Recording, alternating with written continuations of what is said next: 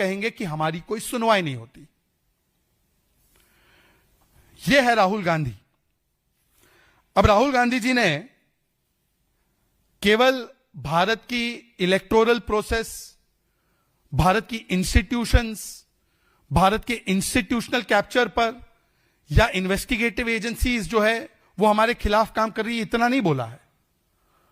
राहुल गांधी ने तो यह भी कह दिया कि भारत में प्रोडक्शन पूरी तरह से समाप्त हो चुका है और चाइना जो है वो बड़े अच्छे से प्रोड्यूस कर पाता है और भारत ने अपना पूरा प्रोडक्शन चाइना को दे दिया।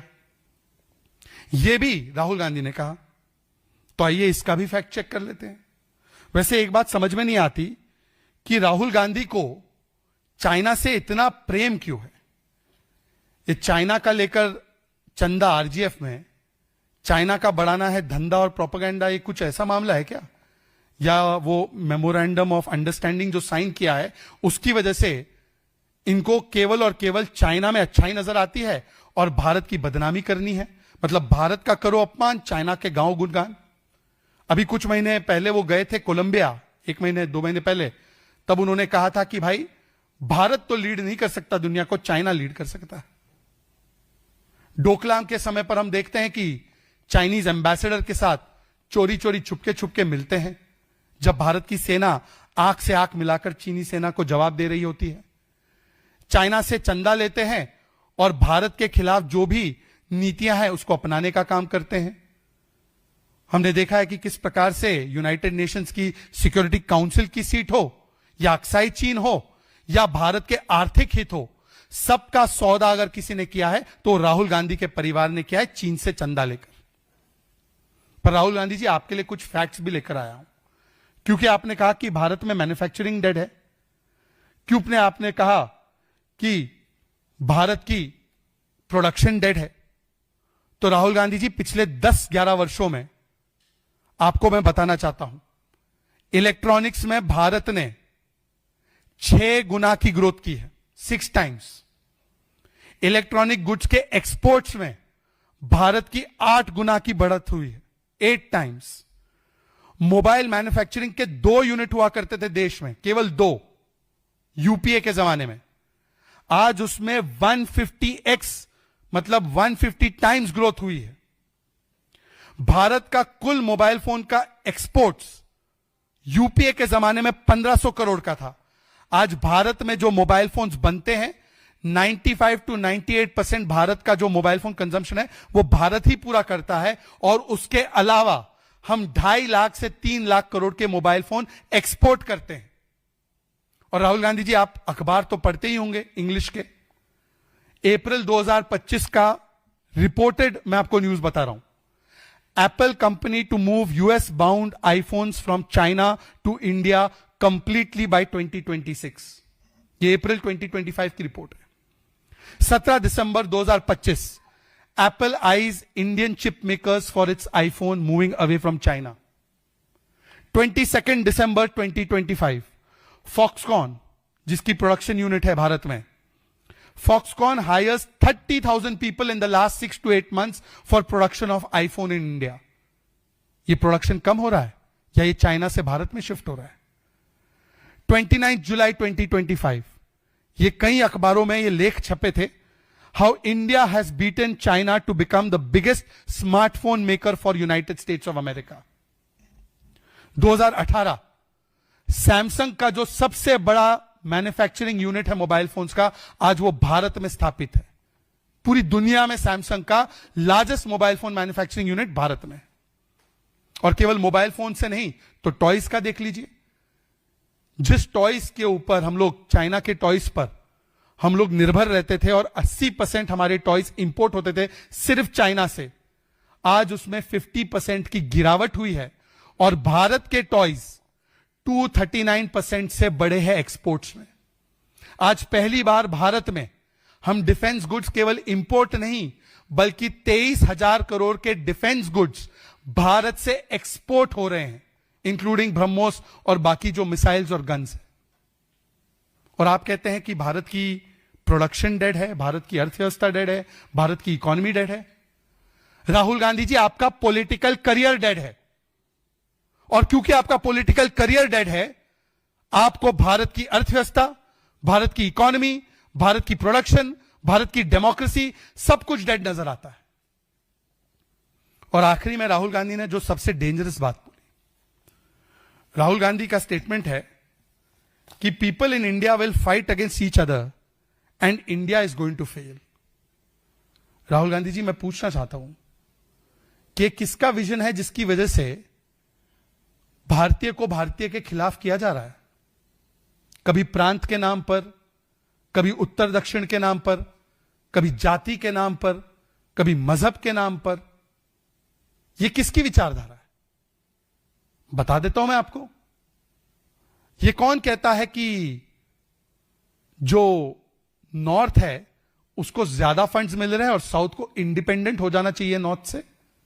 यह बयान है डीके शिव कुमार के भाई सांसद का, डीके सुरेश का। कांग्रेस ने क्या कार्रवाई की इस स्टेटमेंट पे? यह बयान बंटवाने वाला है या यह बयान जोड़ने वाला बयान है? यह कौन कहता है बिहार के विषय में कि बिहार के लोगों का डीएनए कम है और तेलंगाना के लोगों का डीएनए बेहतर है? यह तो रेवंत रेड्डी जी का बयान है, वो तो आपके मुख्यमंत्री हैं। कौन लड़ा रहा है बिहार को तेलंगाना से? कौन लड़ा रहा है उत्तर और दक्षिण को? कौन लड़ा रहा है, कह रहा है कि हमारा डीएनए जो है वो कुर्मी डीएनए से बेटर है? ये रेवंत रेड्डी का बयान है। और केवल ये नहीं, ये सनातन को समाप्त कर दीजिए, सनातन बीमारी है, सनातन डिजीज है, डेंगू है, मलेरिया है। यह बयान किसका है? डीएमके और कांग्रेस के नेताओं का। तो कौन धर्म को, एक मजहब को दूसरे मजहब से लड़ा रहा है? अभी आपकी सरकार तमिलनाडु में है, वहां पर हिंदुओं को एक संवैधानिक अधिकार वहां की कोर्ट ने दिया कि आप जाकर दिया, दीपक जहां पे आपको दीपथून पे एक पहाड़ पे लगाना है, आप लगा सकते हैं। वर्षानुवर्ष से वो प्रथा चली आ रही है। उस जज के खिलाफ तो आप लोगों ने इंपीचमेंट मोशन लाया जिसने हिंदुओं को उनका संवैधानिक अधिकार दिया, हिंदुओं को दीपक जलाने का अधिकार नहीं दिया, पर उसी के बगल में एक वहां पर जो दरगाह है उसको वहां पर फेस्टिविटीज मनाने का और अपना फ्लैग होइस्ट करने का पूरा अधिकार दे दिया।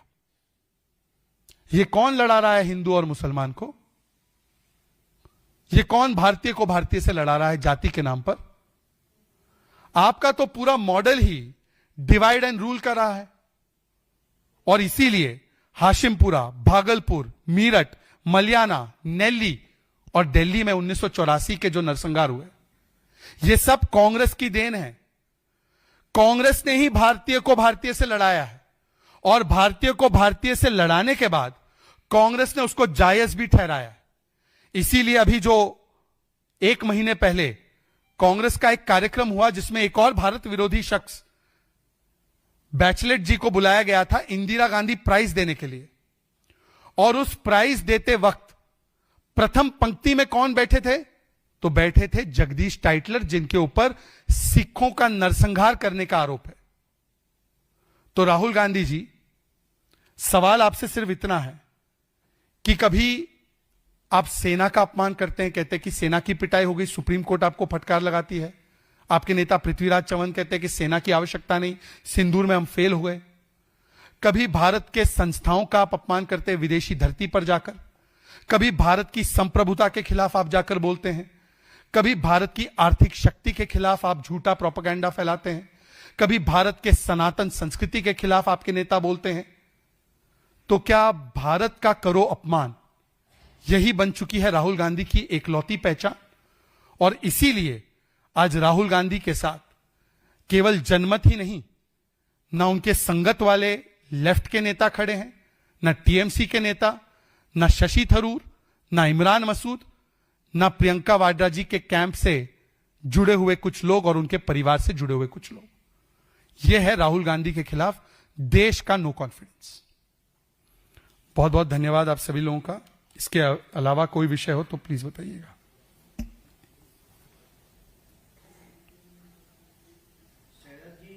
दिग्विजय सिंह कांग्रेस पार्टी के वरिष्ठ नेता हैं, वो कह रहे हैं कि जिस तरीके का धर्म हम यहाँ पर फैला रहे हैं उसका असर बांग्लादेश में हो रहा है और वहां पर हिंदू और ईसाइयों की हत्याएं हो रही हैं। तो दिग्विजय सिंह जी, जिनकी पृष्ठभूमि रही है कि उन्होंने 26/11 में पाकिस्तान और अजमल कसाब को क्लीन चिट देते हुए कहा कि ये इस्लामिक जिहादियों ने, पाकिस्तानी जिहादियों ने नहीं किया है, ये आरएसएस और हिंदुओं की साजिश है।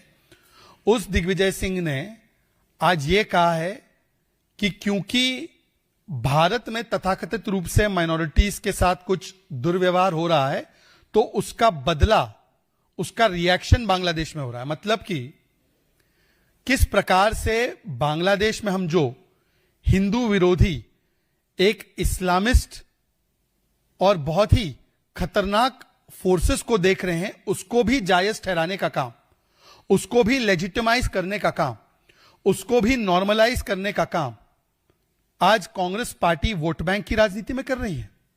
हमें तो पता था कि कांग्रेस पार्टी के कई नेताओं ने कहा कि जो बांग्लादेश की स्थिति है वो भारत में आ जाए, भारत में बन जाए, पर अब वोट बैंक के नाम पर हिंदुओं का कत्ल करने वाले इस्लामिक जिहादियों के बचाव के काम पर।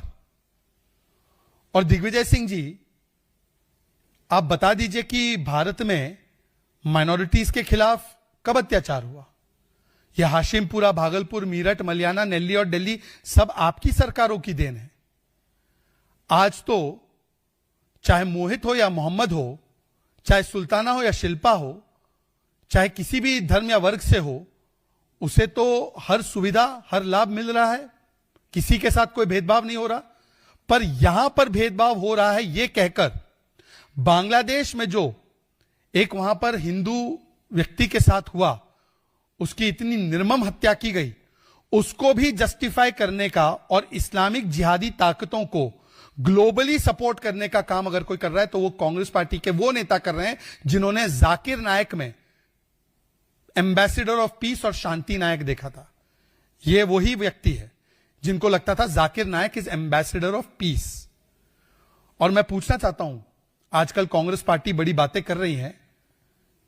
कांग्रेस पार्टी बताए ना कि जब सीए कानून लाया गया तो इस प्रकार से प्रताड़ित होने वाले बांग्लादेश में या अफगानिस्तान में या पाकिस्तान में जो हमारे अल्पसंख्यक समुदाय से भाई बहन है, उनके लिए ही तो लाया गया था। उसका विरोध किसने किया? और यह तब किया जब सीए की मांग या सीए की परिकल्पना स्वयं महात्मा गांधी जी ने की थी। स्वयं मनमोहन सिंह ने कहा था कि सीए होना चाहिए। स्वयं प्रणब मुखर्जी की रिपोर्ट ने कहा था कि सीए जैसा कानून होना चाहिए जहां पर अल्पसंख्यक जो है बांग्लादेश के, पाकिस्तान के, उनको नागरिकता मिलनी चाहिए भारत में। और आज जब सीए लाया गया और वहां पर जो प्रताड़ित हिंदू है, सिख है, ईसाई है, उन सभी लोगों को जब शरण देने का काम किया गया तो इसका विरोध भी कांग्रेस पार्टी जो पैलेस्टाइन के मुसलमानों के लिए बैग टंगा कर आती है उसने किया।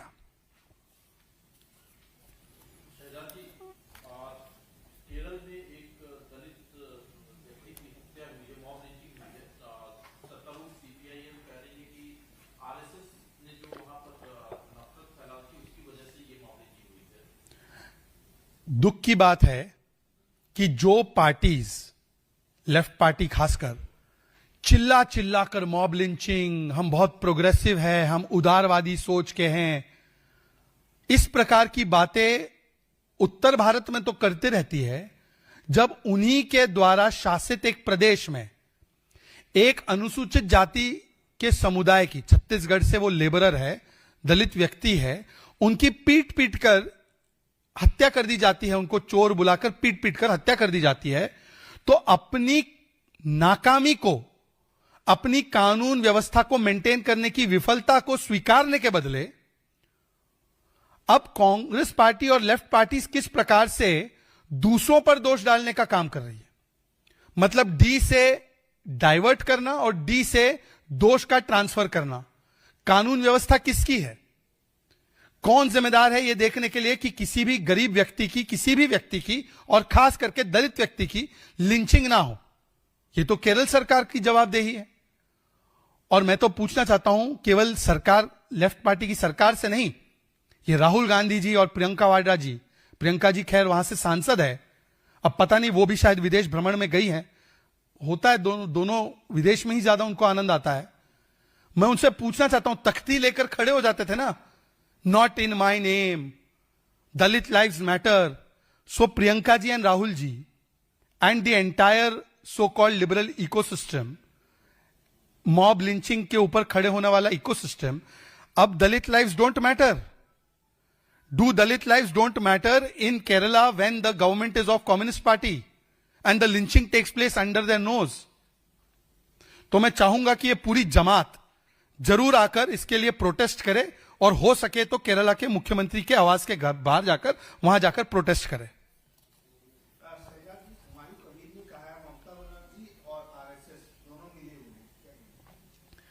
पहले तो आप समझ लीजिए कि ममता बनर्जी, अब जैसे हम, ये फोन है, ये आईफोन है, तो इसमें एक आईफोन प्रो और आईफोन प्रो मैक्स आता है. फोन एक ही है, वर्जन अलग अलग है. उसी प्रकार से टीएमसी तुष्टिकरण में प्रो है तो हुमायूं प्रो मैक्स है. ये दोनों एक ही उससे निकल रहे हैं, एक ही फैक्ट्री से निकल रहे हैं. वोट बैंक की एक ही फैक्ट्री है जहां से टीएमसी वाले और टीएमसी से भी आगे TMC pro max, Humayun, Shahjahan, Babur, ये सब निकल रहे हैं. मैं तो पूछना चाहता हूं ममता बनर्जी, अब पहले तो बताइए कि ये हुमायूं जी आपके, जो आपकी पार्टी में थे कल तक, ये बाबरी जिंदाबाद नारे लगाते हैं, इनके ऊपर कोई गिरफ्तारी नहीं होती. और वो बेचारी हमारी एक सिंगर, वो जागो मां बोलती है, मां दुर्गा की स्तुति है, बंगाल में तो होती ही है, पूरे देश में होती है. जागो मां गाना गाती है तो टीएमसी का एक जिहादी प्रवृत्ति का नेता जाकर उन्हें स्टेज पर जाकर पीट देता है, और पुलिस जो है वो पुलिस रिपोर्ट नहीं करती. तो मेरा सवाल आज उनसे यह है कि सबसे बड़ा अगर कोलैबोरेशन, सबसे बड़ा अगर अलायंस, सबसे बड़ा अगर एक साथ होने का प्रमाण है, तो वो तो टीएमसी और टीएमसी प्रो मैक्स, मतलब ममता बनर्जी और हुमायूं कबीर. एक टीएमसी का नेता खड़े होकर बोलता है कि भाई राम जी मुसलमान हैं, दूसरा खड़े होकर बोल जाता है कि बाबरी बनाएंगे. तो ये दोनों एक ही फैक्ट्री से निकले हुए दो पीस है, एक प्रो है, एक प्रो मैक्स है. और इसीलिए हुमायूं कबीर को जानबूझकर ममता बनर्जी शय दे रही है. ये दोनों ए टीम और बी टीम है, और ये दोनों एक ही कॉम्युनल सिक्के के दो पहलू है. वो हुमायूं को इसलिए पूरा खुली छूट दे रही है, जो बात वो खुद नहीं कह सकती. घुसपैठियों को वो बचा देती हैं, पर जो घुसपैठियों से आगे भी जो जिहादी तत्व है, उनको अपील करने के लिए हुमायूं कबीर को खुला छोड़ रखा है. चलिए, बहुत बहुत धन्यवाद. जय हिंद, जय भारत, वंदे मातरम.